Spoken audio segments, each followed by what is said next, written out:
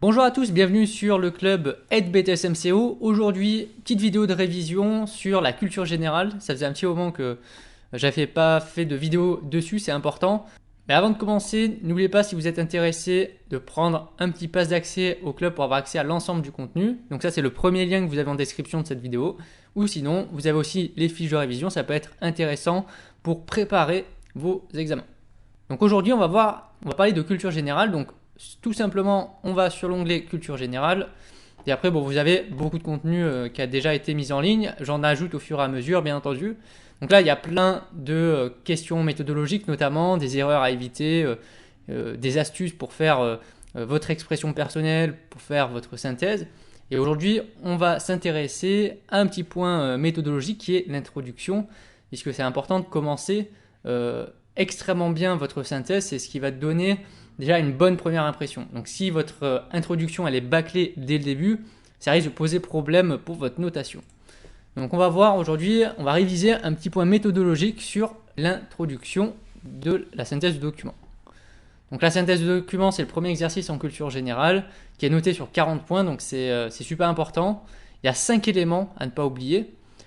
Donc là, vous avez une petite capture d'écran, c'était de Lone Mediaporama, parce que j'ai fait pas mal de vidéos méthodologiques sur la culture générale, parce que c'est important, même je dirais ultra important à bien la respecter.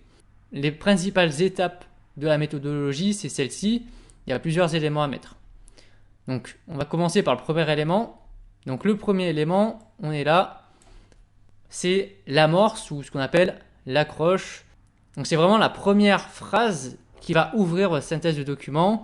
L'objectif, ça va être d'attiser, on va dire, la curiosité de votre correcteur, de le mettre directement dans le bain de votre synthèse, en entrant d'une manière assez originale. Après, on peut utiliser des citations, des généralités, la plupart du temps, c'est ce qu'on utilise, qui permet vraiment de mettre en avant le thème d'étude qu'on a dans notre synthèse. Puisque soit vous allez tomber sur le thème que vous avez vu en première année, soit sur le thème que vous avez vu en deuxième année. Donc là, dans mon exemple, c'était sur le thème dans la maison. Donc là, par exemple, exemple d'amorce, la maison est un lieu de vie individuel ou collectif, se transmettant de génération en génération. Donc là, c'est juste pour ouvrir ma synthèse, pour me dire, tiens, ma synthèse va parler de la maison, elle va parler d'un lieu de vie qui peut être individuel ou qui peut être collectif, et on parle de génération en génération. Donc déjà, ça ouvre plein de perspectives déjà dans ma synthèse, en lien bien sûr avec les documents du corpus. Attention, la synthèse, il y a une méthodologie bien particulière et elle s'appuie uniquement sur les documents de votre corpus de documents. N'allez pas faire une synthèse sur vos propres lectures ou autres, c'est hors sujet directement. Donc ça, c'est le premier élément, c'est extrêmement rapide, c'est juste une phrase à mettre au début. Et après, c'est là où on va pouvoir rentrer dans le sujet. Pour le sujet, on peut dire le corpus de documents qui nous est proposé, qui nous est présenté, traite des relations humaines au sein d'une habitation. L'objectif après la mort, c'est de donner déjà les premiers éléments sur le thème d'étude en particulier dans cette synthèse, sans pour autant apporter des arguments pour déjà justifier ce que vous êtes en train de dire. Commencer à parler directement des relations humaines pour justifier pourquoi est-ce qu'on parle de ça. Ça, vous le ferez dans votre développement. Donc une fois qu'on a présenté le sujet, on va présenter les documents. Alors il y a deux possibilités pour présenter les documents dans l'introduction. Il y a une première possibilité qui consiste à présenter l'intégralité des documents dans l'introduction. Donc quand on parle bien sûr de présentation du document, c'est pas un paragraphe entier par document, hein, c'est une ligne sur le document et on va parler notamment, on va énoncer l'auteur, le titre du document, le type de document, si c'est un essai par exemple, un extrait de roman ou un extrait d'une revue, et l'année de publication. Donc j'ai fait un exemple d'ailleurs sur l'un des sujets, donc le sujet 2018, c'est celui que j'ai moi-même passé à l'examen sur corps naturel et corps artificiel. Avec, on avait ces documents-là à l'intérieur. Là, ici, j'ai fait un exemple de présentation des documents. Alors ça, c'est pas l'introduction complète, c'est juste la partie présentation des documents, où tout simplement, je dis, le corpus qui nous est présenté est composé de 4 documents contemporains et récents, parce que vous voyez les années 2014, année 2000, 2013, 2012, ça reste plutôt récent, c'est pas des extraits de romans ou d'essais qui datent des années 1900 ou même avant. Donc ça reste quand même assez récent dans l'ère du temps, au moment en tout cas où j'ai passé mon BTS. Et donc 2 points, et après je présente l'ensemble de mes documents en mettant les différents éléments ici pour chaque document. On met souvent le document principal en premier d'ailleurs. Donc ça, c'est une première manière de présenter. Ça dépend des écoles, certaines présentent comme ça et d'autres présentent différemment. C'est pour ça que j'ai mis la deuxième possibilité, c'est de présenter uniquement le document principal de votre corpus, puis ensuite de présenter le reste des documents dans le développement. Dès que la première fois que vous allez parler du document en question, vous allez devoir le présenter sous la forme qu'on a vue avant, donc avec l'auteur, le nom de l'œuvre, la date de publication, le type de document si c'est nécessaire.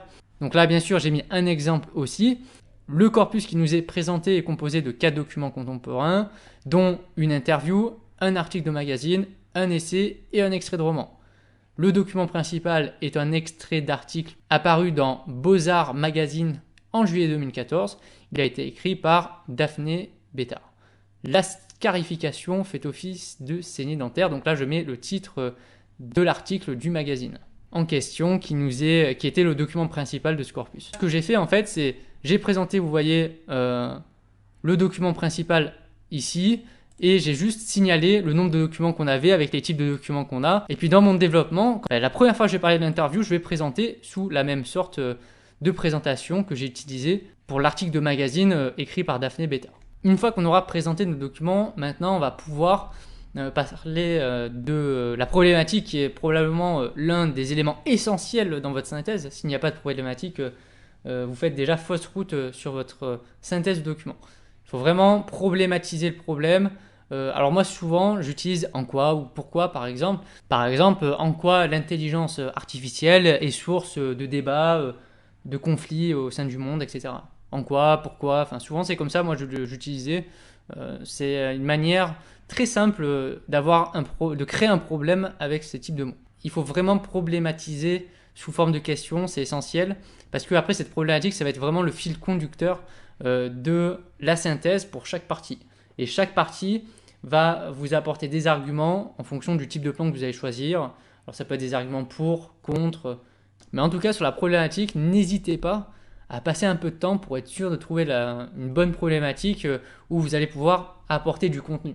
Et enfin, cinquième élément, une fois que vous avez problématisé le problème, ça va être de d'énoncer le plan de votre synthèse. Donc un plan avec des grandes parties, ça peut être 2 ou 3 parties au grand maximum souvent.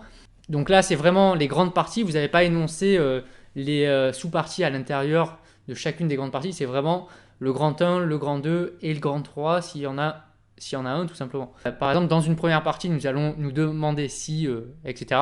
Puis dans une seconde partie, nous verrons en quoi. Donc vous voyez, c'est extrêmement simple d'annoncer un plan. Et là, vous avez vos 5 éléments de la synthèse. Et après, dans le développement, vous allez répondre et apporter des arguments pour répondre à votre problématique. Donc là, quand vous allez dans le menu la culture générale, vous avez aussi un lien vers comment trouver une problématique et un bon plan. Et à l'intérieur, si mes souvenirs sont bons, on retrouve les différents types de plans qui peuvent exister. Donc il y a le plan analytique, le plan thématique, le plan binaire ou dialectique. Le plan binaire ou dialectique, c'est souvent utilisé notamment pour l'expression personnelle où on fait une thèse qui va aller dans le sens de la problématique et une antithèse qui va exposer des arguments qui sont contre ce qui a été exposé dans la première partie. Ou souvent, et le plan analytique c'est celui qui est le plus utilisé aussi, moi c'est celui que j'utilisais beaucoup, c'est on fait d'abord les constats établis dans les documents, il y a forcément une situation qui ressort à l'intérieur ou plusieurs situations, ensuite quelles sont les causes de ces problèmes-là et quelles sont les conséquences ou les solutions qui peuvent exister. En tout cas le constat cause-conséquence c'est quelque chose de très simple à mettre en place comme partie. Donc voilà, on arrive à la fin de cette vidéo, on a révisé ensemble la méthodologie de l'introduction avec les éléments essentiels à mettre à l'intérieur. Faites attention, c'est très important de respecter votre méthodologie, ça vous rapporte des points et surtout c'est quelque chose que vous pouvez vous entraîner très facilement. Pourquoi? Parce que vous avez juste à prendre l'extrait sujet d'examen, un corpus de documents et vous entraîner à faire l'introduction dessus. Juste lire sans avoir besoin de faire une synthèse complète, puisque ça prend beaucoup de temps. Là, l'introduction, vous pouvez vous entraîner plusieurs fois avec plein de sujets, parce que vous allez juste lire votre corpus de documents et puis vous allez en faire une introduction, juste au moins pour vous exercer sur le respect de la méthodologie. Merci à tous, j'espère que ça vous a plu, que ça vous a rappelé quelques notions méthodologiques essentielles.